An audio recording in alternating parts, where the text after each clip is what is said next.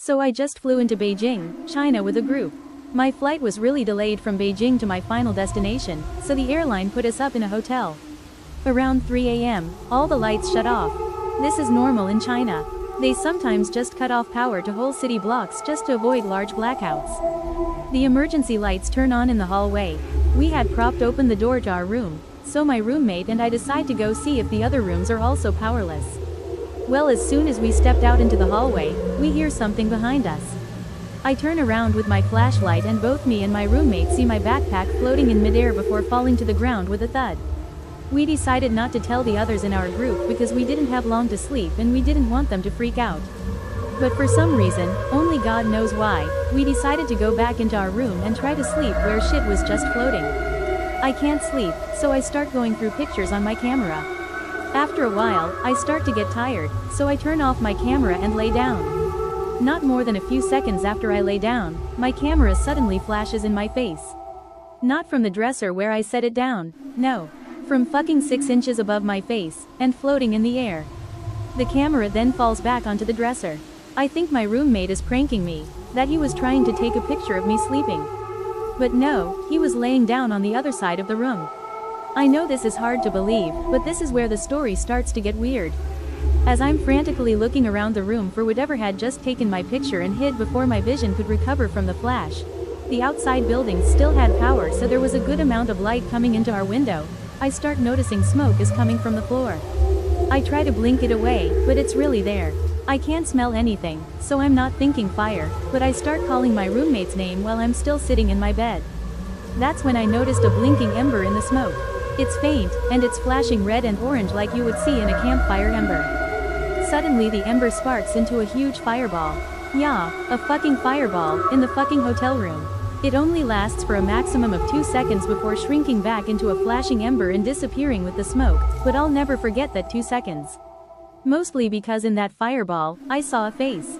It was human-like but with a lion's mane, sharp teeth, and it reached out at me with claws. It wasn't until I told this story to someone else years later that they made a connection with the face I hadn't thought of before. It sounds an awful lot like those ceremonial Chinese dragons. I don't believe in any of that kind of stuff, but maybe there's something to that after all? My house was built in 1904. It is a single-family home, wood frame setting on a concrete block foundation. I have been living here for about 12 years. Of all the weird things that my siblings and me have seen or heard in this house, this one event is my favorite. This happened to my brother. About 10 years ago, my brother and his best friends had started a garage band playing mostly Spanish rock, alternative music but in Spanish. His friends could only get together on Sunday afternoons.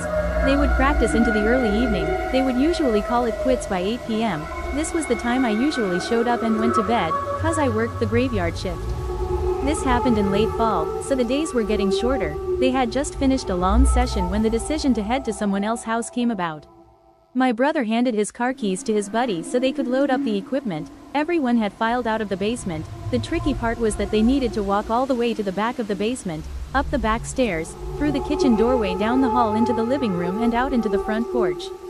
Everyone was outside sitting in my brother's truck waiting for him. My brother was walking up the back stairs when he remembered that he had left his pancakes in a to-go container sitting on a speaker in the basement. He made the decision to go back. Now the basement is not clean, with full sight lines. There had been partitions made, and the boiler and main heating unit are right smack in the middle. So after my brother walks back, he is about to retrieve his food container, when out of the corner of his eye he sees it. It is a shadowy figure, right at his peripheral vision. This feeling of dread and uneasiness washed over my brother. We had been taught that if you were in the presence of a spirit or ghost and you felt a bad vibe, to say quick prayer or to cuss at it.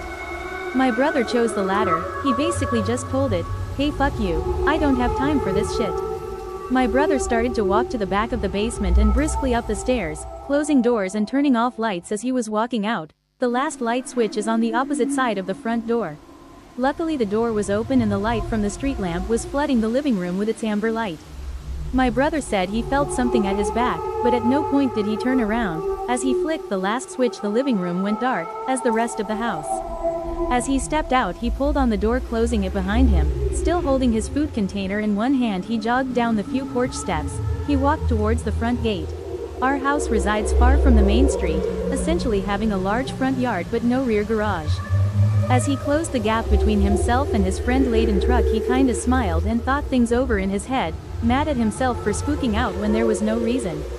He climbed into the driver's side of the truck, putting on his seat belt and getting ready to pull out of the parking spot directly in front of the house, when one of his friends asked, "Hey wait, what about your brother, isn't he coming with us?" My brother answered, "What do you mean? He went to work early tonight, he is already gone. Do you see his car anywhere?"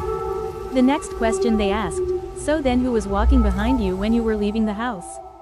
Quote,